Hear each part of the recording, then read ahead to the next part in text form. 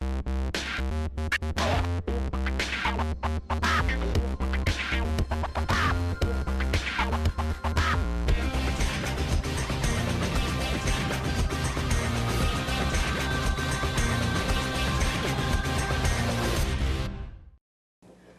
você que nos acompanha aqui na TV Câmara, começa agora mais um Fique por Dentro. Aqui você tem informações de utilidade pública e de instituições que estão na cidade e que talvez você não conheça e queira conhecer um pouquinho mais.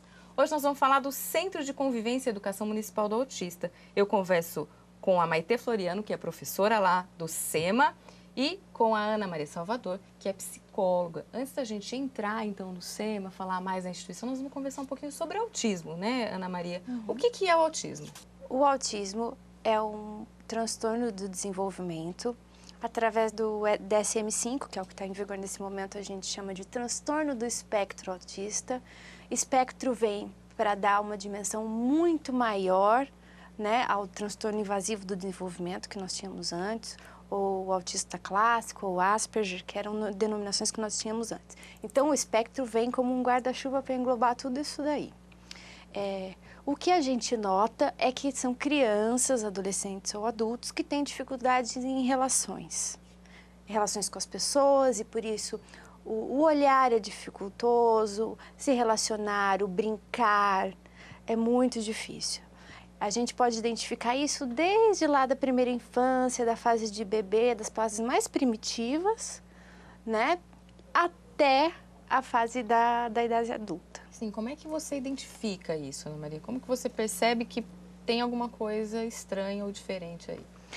Os pais relatam que geralmente é um bebê que ou chora muito, não dorme à noite, ou é um bebê que você investe, brinca e não tem retorno. E tem um estudo muito interessante que foi feito na Itália ultimamente, Muratori é um dos pesquisadores, que mostra que os pais investem muito, conversam com esse bebê. A gente tem o manhês, né, que é aquela palavra que, né, fala com o bebê, e esse bebê não retorna.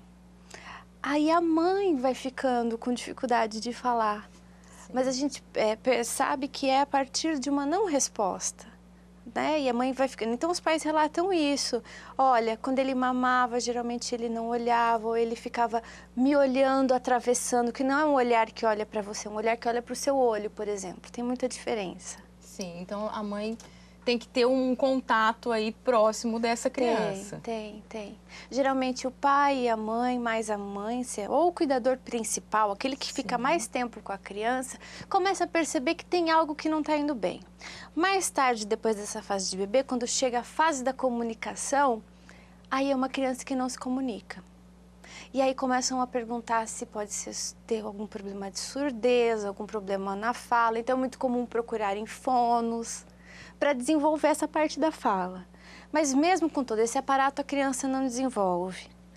Aí esse alerta já é um alerta que chama mais atenção. Sim, o autismo ele é classificado como uma doença, uma disfunção, uma síndrome. O que é um transtorno? O que é nesse aspecto de deficiência mesmo? O autismo, ele modifica o desenvolvimento.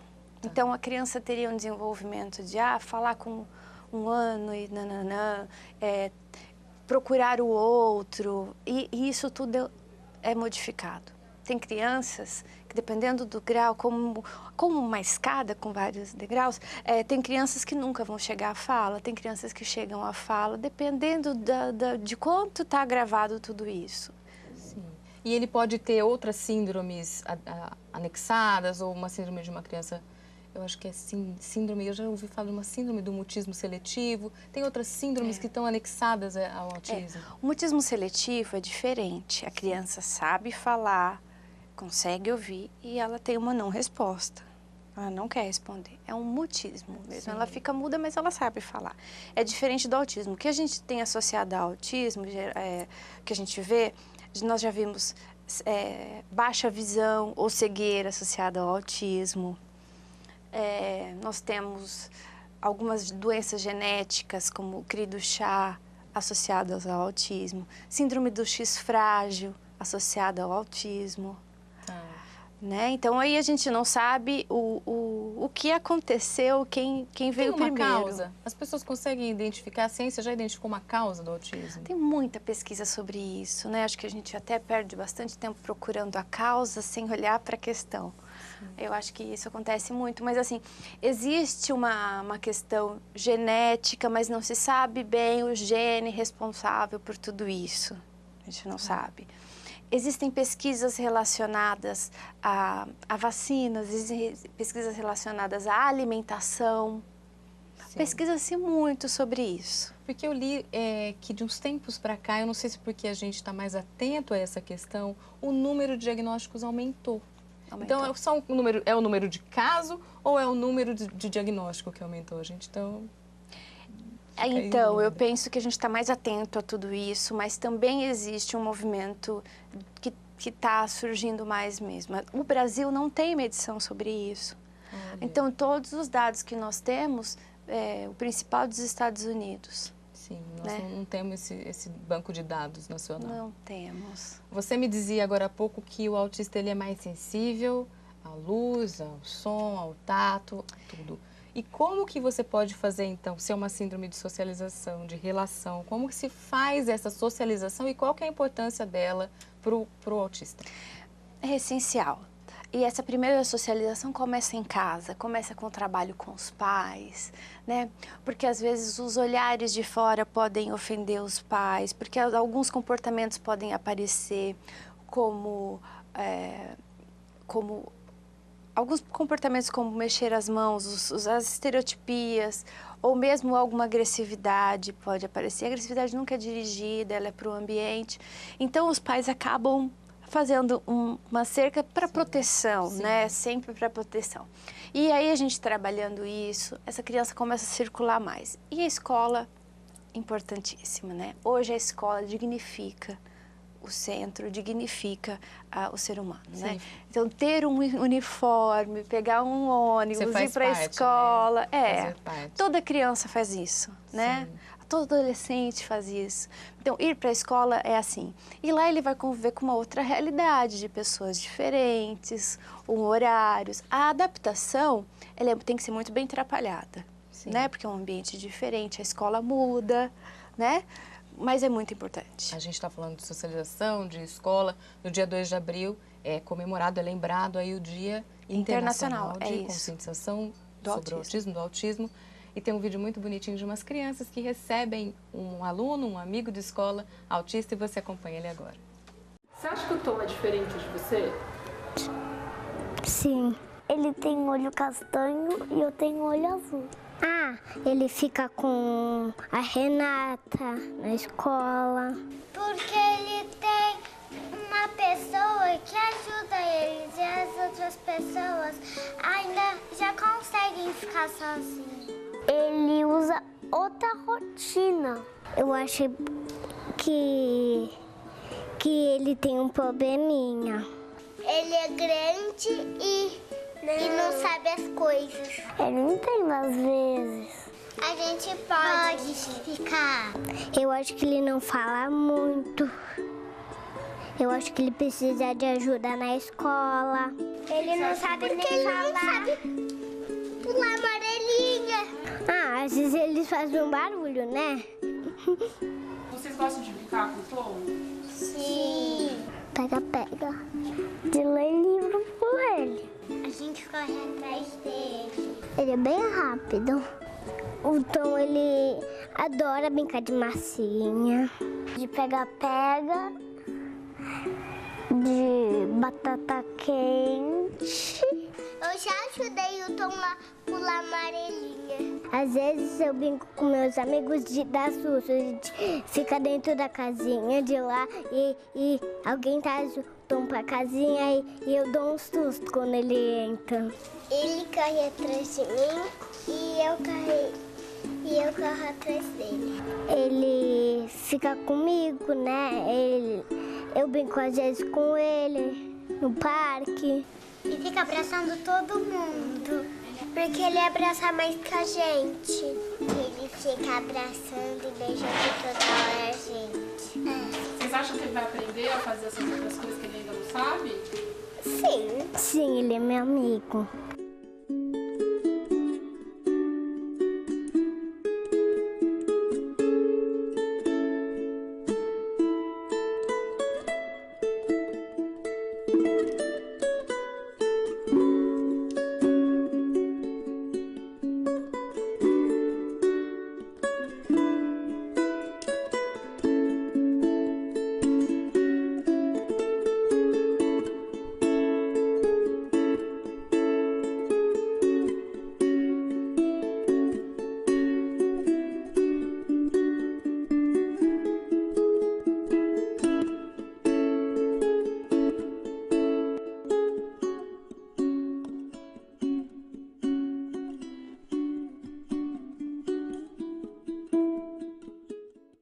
Então você viu aí como as crianças convivem bem quando não são envolvidas em preconceito, enfim, em coisas já formadas dos adultos. E aí agora eu converso com você, Maitê, que estava quietinha até agora.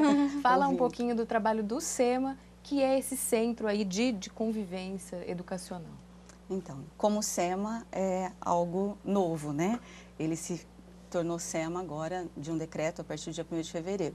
Mas a história da escola se dá desde 1998, quando um grupo de mães, diante de tudo isso que foi relatado, né, sobre as dificuldades que se tinha em casa como mãe, com aquela criança, de perceber que era diferente, para onde que eu levo, o que que eu faço, essas mães se uniram e procuraram um lugar, né, e começaram a partir daí uma luta. E aí vieram até a prefeitura e em 1992, então, a gente teve o início da escola. Era a Escola Municipal da Autista Maria Lúcia de Oliveira. Sim, e é uma escola que tem o seu método próprio. Você disse que teve essa mudança para centro de convivência recente. A gente até teve um pouquinho de dificuldade com o nome, porque é muito recente. Para nós também. Mas vocês seguem um padrão escolar? Como que é? Sim, então, quem nos ajudou muito, porque nós fomos aprendendo, na verdade, com a prática que a gente foi fazendo ali. Porque não existia uma referência de uma escola de crianças autistas. A gente tinha a clientela, mas não tinha, né, o que fazer, porque nós somos referência em todo o estado, né? Vocês foram construindo isso, né? E várias cidades vieram até nós muitas vezes para saber como a gente fazia, como era que estava querendo, Ribeirão, Pereira Barreto, várias cidades assim, para saber como era, como a gente trabalhava, que tinham ouvido falar do trabalho e estava surgindo a necessidade lá na sua cidade, no seu município, e aí levar o trabalho para lá. Quando nós começamos, nós tivemos toda uma orientação, assim, de levar a escola para 2 segmentos, baseados na psicanálise, né, diante do que foi dito aí do autismo, e do construtivismo. Então, teve uma pessoa que foi dando formação para a gente, porque a gente via da formação do município. Vocês eram professoras da rede municipal. Isso, né? Todas concursadas ali, mas era aquela formação do município, né? Sabia dar aula em maternal, Jardim 1, Jardim 2, e aí a gente fez a escolha, né? Por estar lá, e nós fomos tendo essa formação de uma psicóloga que foi nos orientando, de uma orientadora pedagógica, e a gente foi casando aí a psicanálise justamente por esse respeito, né? E nós estamos fazendo um processo, trilhando uma história nesse trabalho. Então, como que a gente vai começar o trabalho? Nós vamos começar trabalhando com os alunos, não com cada um. Vamos fazer as turminhas e entrar na sala e tentar trabalhar. E aí, nossa, não deu certo. Então vamos trabalhar todo mundo junto. Também não deu certo. Até que hoje a gente caminha... Tentativa, erro e acerto, de né? erros e acertos, sempre focado no que está dando certo para aquela criança. Não ficou bem, estava contrariado, começou a ficar mais agressivo, começou a ter mais crises. Porque de tudo que a gente fala lá na escola, a gente sempre, quando se reúne, quando está tendo as reuniões, mas e a criança, né? Como que ela vai ficar com isso? O que que ela ganha? O que vai ser invasivo, não vai ser invasivo? Justamente por isso que a Ana trouxe, da sensibilidade maior. Então, a visão, né? A gente até estava comentando muitas vezes, é tudo tão invasivo, até visualmente, num lugar que a gente vai, que as crianças, né, tapam os olhos, os ouvidos. Então, essa coisa do som. A primeira festa que a gente foi fazer na escola, nós vamos fazer uma festa de Natal. Então vamos. Teve crises, assim, horríveis, os pais foram embora. Hoje a gente já faz uma festa de Natal para eles, assim, sem problema nenhum. Hoje eu converso, então, com a Maitê Floriano. Falei nesse primeiro bloco com a Ana Maria Salvador, que é psicóloga, a Maitê, que é professora do SEMA. A gente vai para um breve intervalo e volta daqui a pouco. Não saia daí.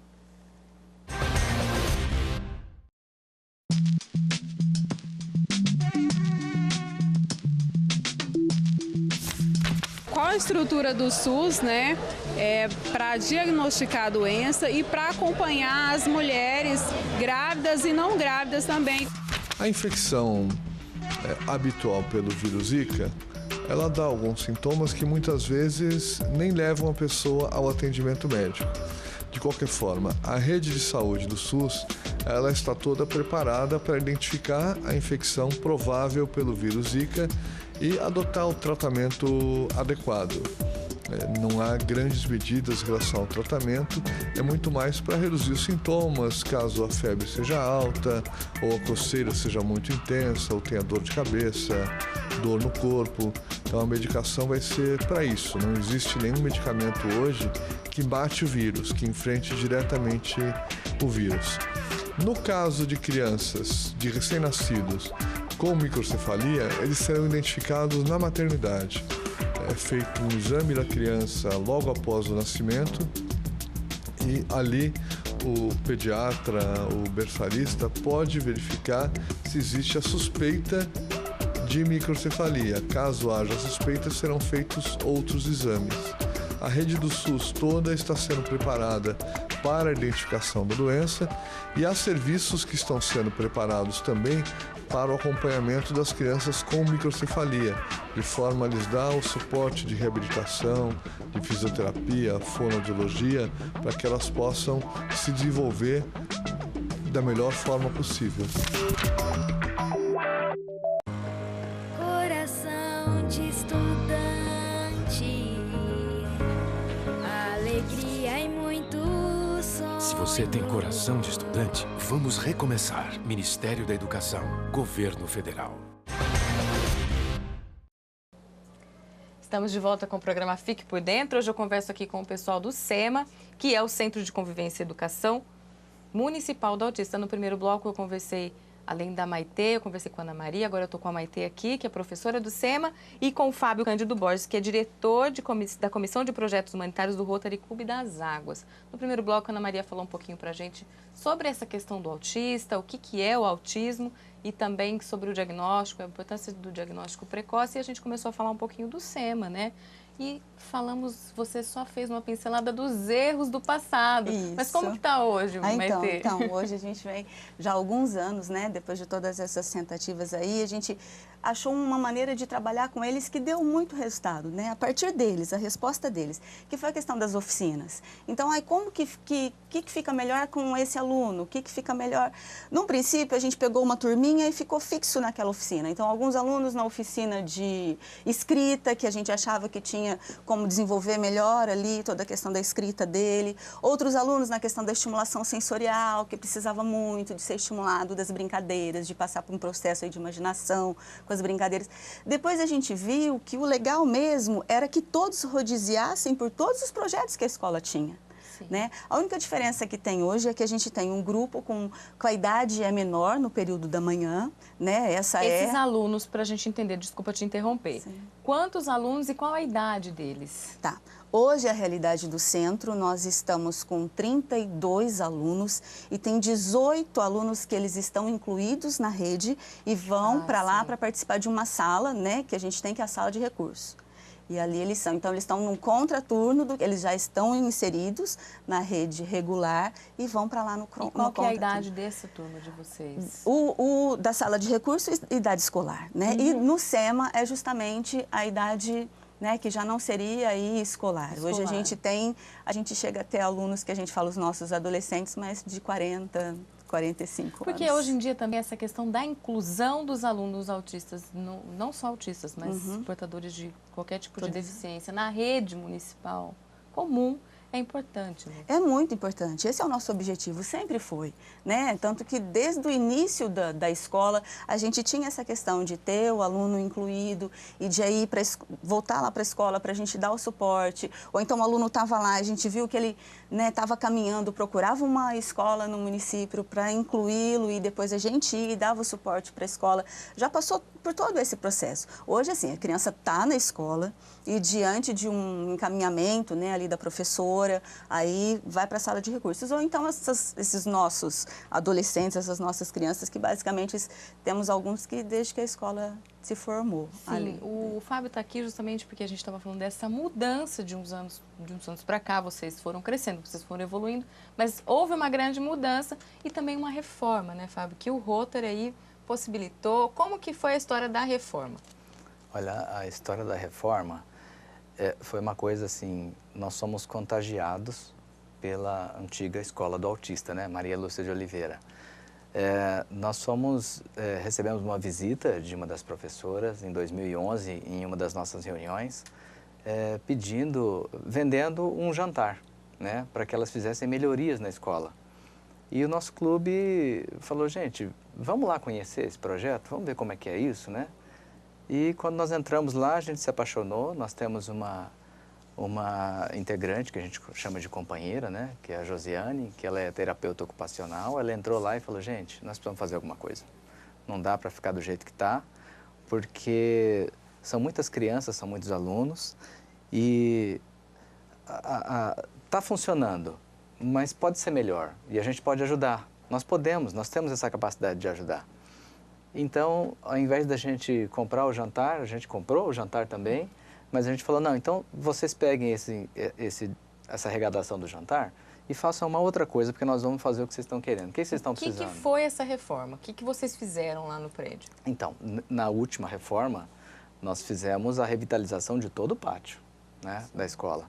A escola tinha um pátio com uma deficiência térmica, o calor de São José do Rio Preto né? Você sabe, o autista tem uma sensibilidade à temperatura, então a gente mudou isso, nós forramos tudo, fizemos uma climatização, clareamos tudo, mudamos o piso, adaptamos todo o espaço para eles, inclusive os banheiros, cozinha. A gente fez uma melhoria geral na escola, né? Que foi a última. Nós terminamos em 15 dias.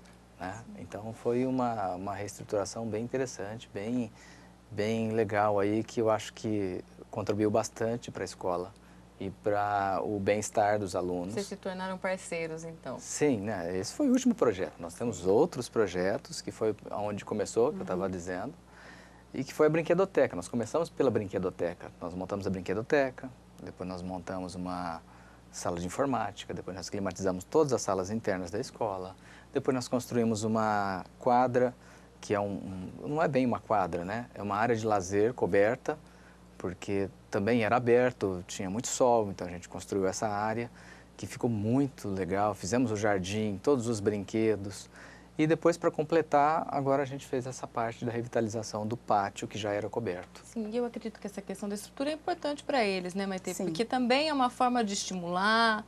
Tem alguma diferença na estrutura da escola voltada especificamente para esse público? Que você tem, a gente teve até a fala de um aluno que chegou, né, depois da reforma, porque realmente clareou, então ficou um espaço, e quando ele entrou, ele falou, nossa, tá bem mais limpo aqui, né, como estava sujo, e que agora, porque ficou tudo muito claro. Então, realmente, assim, para todas as oficinas, a gente estava falando das oficinas e da necessidade, né, de cada um deles. Então, hoje a gente tem a oficina dos jogos, onde a gente se trabalha, né, toda essa estimulação com eles. A gente tem de história, culinária, a gente tem uma assembleia que acontece com todos eles de assunto que eles trazem. Tem o projeto também dessa inserção fora, que é o projeto Crescer, que as crianças... Nós já fomos visitar vários lugares, ao shopping. Vocês saem da unidade também? Também. Fomos construindo isso com o tempo, vendo as crianças que tinham, né, que poderiam ter essa possibilidade, e hoje isso acontece com todos. Nós vamos por turmas, sempre, né, um acompanhante terapêutico nos acompanha, um inspetor da escola também, e a gente vai com aquela turminha, a gente procura sair sempre com um adulto para uma criança, né? Então, para colocá-los nesse ambiente social. Então, já fomos à feira, ao Bosque Municipal, ao Parque Ecológico, shopping, e agora essa proposta deles estarem indo ao Iguatemi numa sessão de cinema que está sendo, né, adaptada a eles aí. Eu acredito que tudo que vocês vão fazer é uma grande coisa, não é? Então vocês têm que planejar vocês têm que sentir esses alunos, Bastante. é isso mesmo? É isso mesmo. A gente conversa muito antes, diante do que eles trouxeram, né? Como que vai ser, onde que nós vamos, a segurança, como que dá para ir, como que não dá. Isso num projeto que sai fora. Mas mesmo dentro dos nossos projetos ali, planejados semanalmente com eles, isso deu certo, isso não deu certo, como que a gente faz agora? Porque uma coisa assim que a gente tem que trabalhar a todo momento dentro do universo autista é com a nossa frustração. Né? Porque a gente tem ali todo Você tem uma expectativa, a oferecer, né? E às vezes aquilo não vem de encontro. Então vamos pensar de novo o que nós vamos fazer. E as oficinas têm caminhado muito bem, assim. E essa questão da climatização das salas, a gente até vê as crianças, eles saem, vão para a sala porque lá está mais geladinho, né? Então... E você estava me dizendo que você e alguns outros professores eram naturais da rede municipal de educação. Sim, além de professor, que tipo de profissional que vocês têm lá? Quando a escola começou, o formato da escola a gente chamava de clínica escola, né? Porque tinha toda a parte clínica, com psicólogo, terapeuta ocupacional, fisioterapeuta, assistente social, que fazia todo um trabalho ali, e a parte pedagógica acontecendo lá dentro. Depois houve a cisão disso, né? E hoje a gente trabalha num ambiente totalmente pedagógico, mas a gente tem os voluntariados, né, como a Ana Maria, uma psicóloga voluntária que acompanha, né, um grupo. Nós temos uma outra psicóloga também que faz um trabalho com um grupo de crianças autistas, ela dá esse atendimento específico para eles. Tem uma outra pessoa que faz um trabalho com as mães, né, aos sábados, uma vez por mês, reúne as mães e tenta ouvir ali as suas angústias e os seus desejos. Então, além de toda a infraestrutura que a gente precisa, de inspetor de aluno, lá dentro, né, no dia a dia, nós temos também esses recursos. E é tudo gratuito, ou não?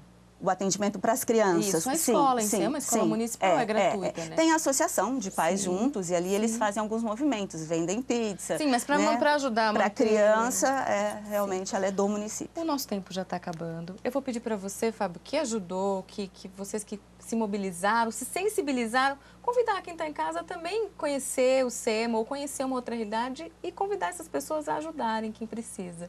Pois é, gente. Nós fomos muito felizes quando nós fizemos o primeiro convite aos empresários a nos apoiarem. Então, a primeira quadra, nós praticamente conseguimos arrecadar 80% de tudo que a gente fez só na comunidade, só com os empresários riopretenses. Então, eu convido a todos os riopretenses que vão à escola, que conheçam a escola, que conheçam o trabalho maravilhoso que essas pessoas, que essas professoras dedicam. Muito obrigada, Fábio. É isso. E você, Maite, eu vou te pedir para convidar as pessoas a serem voluntárias, ajudar e a conhecer a escola, onde ela fica, o telefone, se você estiver aí, passar para a gente. A escola está situada na Avenida Brasilusa, número 500, no Jardim Redentor. O telefone é 3226-1780. O convite é assim, não só na escola, mas diante de toda a população, né, que a gente encontra, quando nós vamos sair com essas crianças, que a gente vai ao shopping, que esse olhar para a criança, né, de realmente o nosso olhar faz o outro existir, traz o outro à existência, em que nós possamos ter esse olhar para as crianças autistas e para todas as crianças aí. Muito obrigada, Maite. Hoje, então, a gente conversou aí sobre o Centro de Convivência e Educação Municipal do Autista. Se você conhecer alguma instituição e quiser indicar ela pra gente, manda um e-mail. É jornalismo@riopreto.sp.leg.br. E se quiser saber mais sobre o Legislativo, acesse o nosso site. É www.riopreto.sp.leg.br. A gente fica por aqui. Até a próxima. TV Câmara, o canal do Legislativo.